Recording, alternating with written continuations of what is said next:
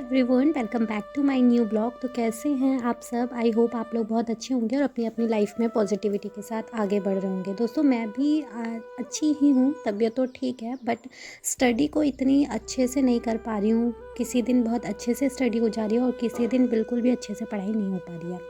उसके भी बहुत सारे रीज़न हैं, बिकॉज़ जो हमारी फैमिली है वो जॉइंट फैमिली है और उसमें ना कुछ इश्यूज़ लगे रहते हैं। कभी हस्बैंड की जॉब का इशू है तो कभी किसी की तबीयत ख़राब होने का इशू है।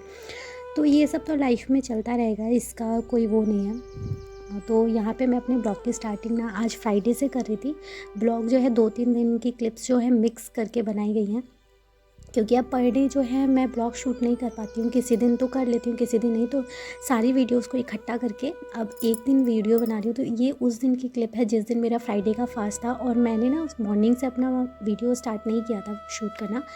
बस जब मैं 3-4 बजे जब अपना फिर से दोबारा नहा धोकर आती हूँ, उसके बाद जो प्रसाद वगैरह की तैयारी करती हूँ, तभी से मैंने अपने ब्लॉग की स्टार्टिंग की। तो आप लोगों को, बहुत सारे लोगों को पता होगा कि फ्राइडे का फास्ट जो होता है वो वैभव लक्ष्मी के लिए होता है और इसमें आप लोग प्रसाद में खीर या हलवा कुछ भी रख सकते हैं आपके अकॉर्डिंग।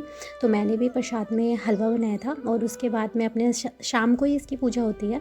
तो यहाँ पे मैं अपनी पूजा की सारी चीज़ें को लगाने लग गई थी। बीच बीच में उन्नति भी परेशान करने आ जाती हैं। अगर मैं उसको किसी को देती हूँ तो वो थोड़ी देर रखता है, फिर उसके बाद वो खुद भी इरिटेट होता है और उसे छोड़ देता है।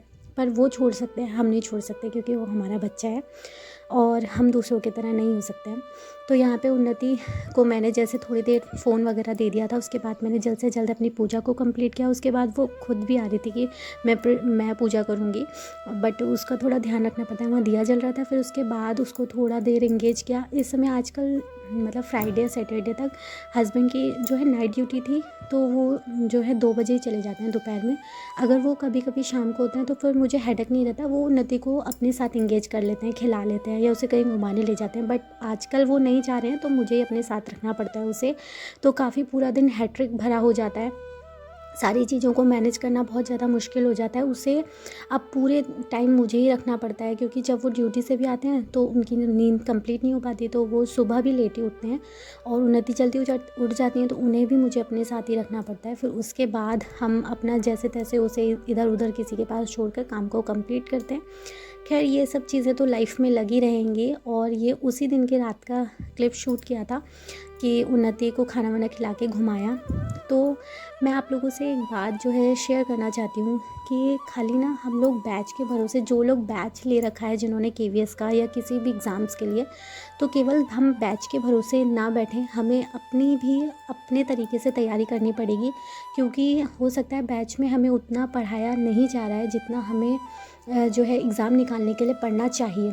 तो मैं भी ऐसे ही बैच के भरोसे बैठी थी, but thanks to my friend, because मतलब उन्होंने मुझे काफ़ी इंस्पायर किया कि हम केवल बैच से नहीं पढ़ सकते हैं, हमें अपना और भी पढ़ना पड़ेगा। और सोशल मीडिया बहुत अच्छा प्लेटफॉर्म है जहाँ पर हमें इतना अच्छा दोस्त मिला।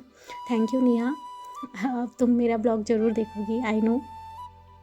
और उन्होंने मुझे सजेस्ट किया है कि मैं 9th और 10th की एनसीईआरटी बुक्स को भी जो है पढ़ूँ अच्छे से। तो मैंने अब वो ये स्टार्ट किया है। अब मैंने ये सोचा है कि मैं बैच में से जो हिस्ट्री और पॉलिटिकल की क्लासेस हैं वो इतना नहीं देखूँगी, बाद में देखूँगी। पहले मैं अपनी एनसीईआरटी की बुक्स को कंप्लीट करूँगी। तो आज मैंने सबसे पहले यही किया था। तो मैंने क्लास 9th की हिस्ट्री में से ली थी भारत और समकालीन विश्व नाम की जो बुक्स है, पार्ट 1, उसका चैप्टर फर्स्ट लिया था, फ्रांसीसी क्रांति। पहले तो मैंने सर की वीडियोस के थ्रू पढ़ा था, तो सर ना काफ़ी लेंथी बढ़ा रहे हैं और उनकी 2.5 घंटे की वीडियो थी। तो अगर हम उसे स्पीड में भी देखते हैं और सर क्या है, बुक का ही एक एक लाइन को अच्छे से क्लियरली बता रहे हैं, तो पहले मैंने सोचा कि पहले एक बार मैं बुक को रीड करके देखती हूँ कि मुझे कहाँ समझ में नहीं आ रहा है, मुझे चैप्टर समझ में नहीं आएगा तो मैं सर की वीडियोस ज़रूर देखूँगी। तो इसमें वही चीज़ें थी कि 14 जुलाई 1789 की सुबह पेरिस नगर में आतंक का माहौल था। मतलब फ्रांसीसी क्रांति क्यों हुई, किस वजह से हुई, ये सारी चीज़ें चैप्टर के अंदर थी। और जब हम किसी भी चीज़ को ना मतलब डिटेल में पढ़ते हैं ना, तो हम हर चीज़ को क्लियर करते जाते हैं। वरना ये होता है कि अब जैसे हमारे सामने आ गया कि फ्रांसीसी क्रांति क्या थी या क्यों थी, अगर हमने चैप्टर नहीं पढ़ा तो हम हमेशा कन्फ्यूज़न में ही रहेंगे कि क्या था। तो मैंने नाइट में एक चैप्टर कंप्लीट किया जो कि 1.5 घंटे में मेरा कंप्लीट हुआ। उसके बाद मैं 12:30 बजे सोई। उसके बाद सुबह फिर से 4 बजे उठ गई थी। बेशक 3:30 बजे आँख खुल गई थी उन्नति की वजह से, बट उन्होंने उठते उठते फ्रेश होते हुए 4 बज गए थे। वो जग रही थी बट उनके साथ मैंने एक और अपना हिस्ट्री का चैप्टर कंप्लीट किया। आज की वीडियो में सिर्फ इतना ही है। वीडियो पसंद आए हो तो प्लीज़ वीडियो को लाइक कर दीजिए।